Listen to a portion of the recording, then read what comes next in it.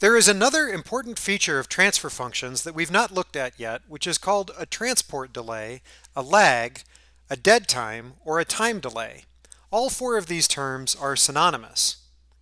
Transport delays occur when there's a relationship between two process variables measured at different points in a pipeline, for example.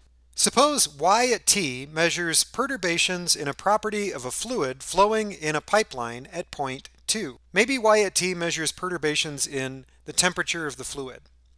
And x at t measures the same property at some upstream point 1. In the time domain, we would expect that y of t, the perturbations in the temperature at point 2, are related to x at t, the perturbations in the temperature at point 1, by a function like this. For t greater than theta, y at t is equal to x at t minus theta, where theta is the amount of time that it takes for the property to be transported from point 1 to point 2. In the case of a transport delay like this, theta would be the length of the pipe divided by the fluid velocity. So we know from chapter 3 that the transfer function relating y to x in the Laplace domain should be an exponential in s. Now there could also be some mixing of the fluid between points 1 and 2 as the fluid flows down the pipe, in which case we might model that as a first order process with a time delay, where this part looks like a mixing tank. This type of transfer function is called an FOPTD transfer function, which stands for first order plus time delay. Exponentials can also be approximated as polynomials, using either Taylor series expansions or a ratio of polynomials called a pad approximation. The first order Taylor series approximation of the exponential e to the minus theta s is 1 minus theta s. We can also derive a polynomial approximation for e to the minus theta s by rewriting it as 1 over e to the theta s and then performing the Taylor series expansion in the denominator. And we get 1 over 1 plus theta s. The first approximation, 1 minus theta s, captures the initial slope of e to the minus theta s, and is only a good approximation for small values of s, which correspond to large values of time in the time domain.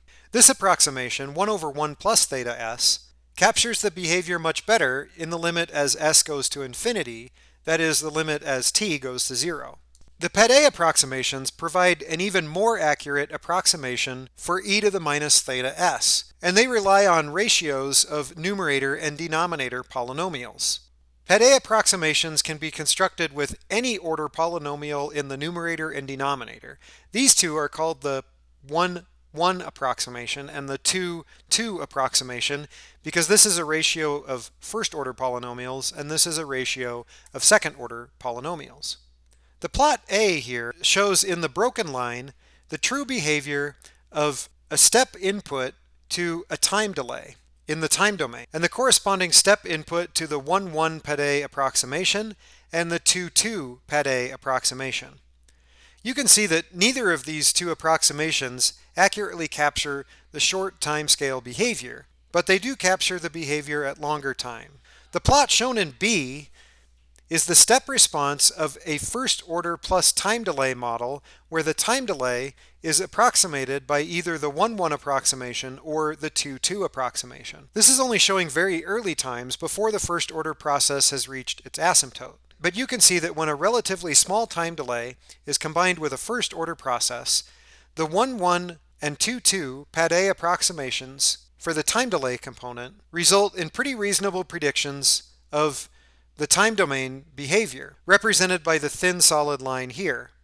More importantly, we can use these approximations the other way. That is, we can convert numerator and denominator time constants, like tau as plus 1 and tau 1s plus 1 terms, to time delays. So here's a lead lag element multiplied by a time delay. We can use the Taylor approximations for the numerator and denominator time constants to convert these to exponentials in s, and approximate this entire transfer function as a single time delay, which is very easy to convert back to the time domain.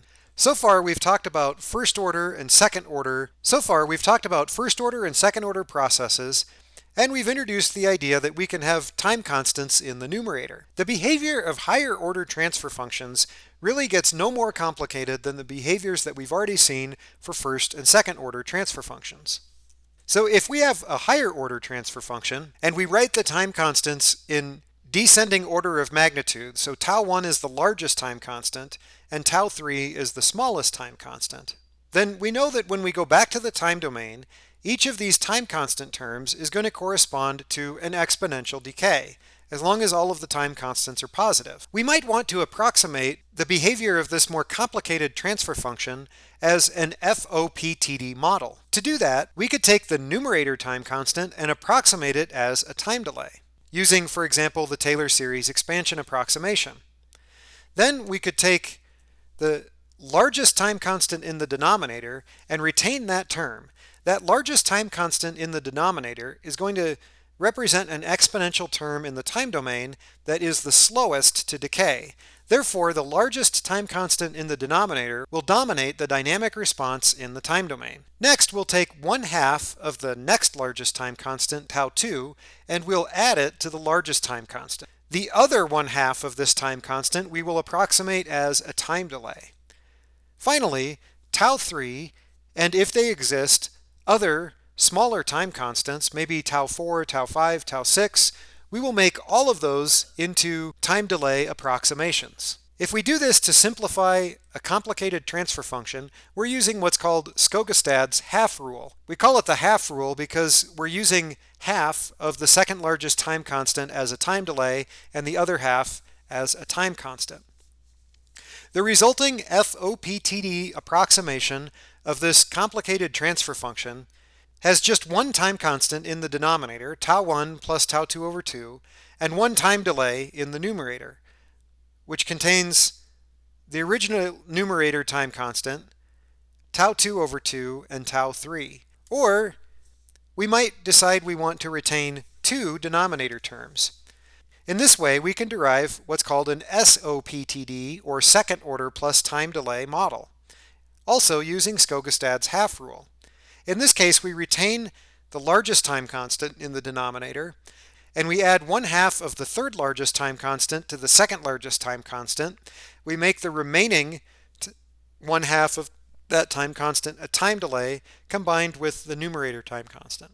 Using Skogestad's half rule, we can easily model much more complicated transfer functions using FOPTD and SOPTD approximations.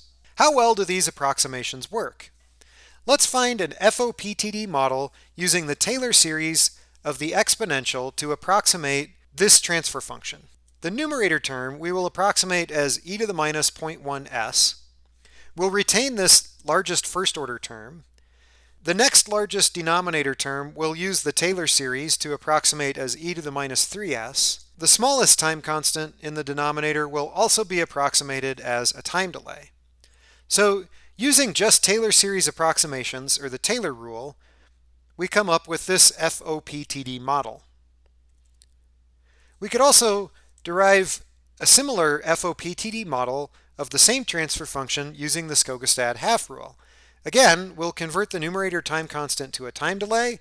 We'll retain the largest time constant term in the denominator, adding 1/2 of the second largest time constant to it, and then we'll make the other half a time delay, and we'll also model the smallest time constant term as a time delay, and that gives us a slightly modified FOPTD approximation using Skogestad's half rule.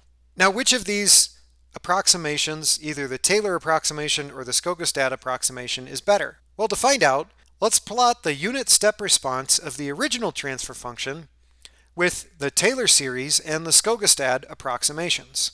The step response of the original transfer function is actually the sum of three exponentials. But in the time domain, the e to the minus t over 0.5 decays very quickly and has a very small contribution to the output. This kinetic behavior is dominated by the largest time constant, giving rise to the term e to the minus t over 5. The Taylor series approximation has a slightly larger time delay than the Skogestad approximation, and you can see that the response doesn't change for the first 3.6 time units, after which it decays exponentially with a time constant of 5. On the other hand, the Skogestad approximation has a slightly smaller time delay, where nothing happens for the first 2.1 time units, and then it decays a little more slowly with a time constant of 6.5. Both the Skogestad and the Taylor approximations do a reasonably good job of capturing the long time behavior, and of course, because these have the same steady state gain, they will all ultimately approach the same asymptotic value as t goes to infinity. This transfer function had a very small numerator time constant, which should give rise to an inverse response. However, because that time constant is so small, the inverse response plotted here is not very apparent. If this were a much larger negative time constant in the numerator, or if the numerator time constant were much larger than the largest denominator time constant, giving rise to overshoot, it may be important for us to retain that numerator time constant so that we can accurately capture either the overshoot or the inverse response.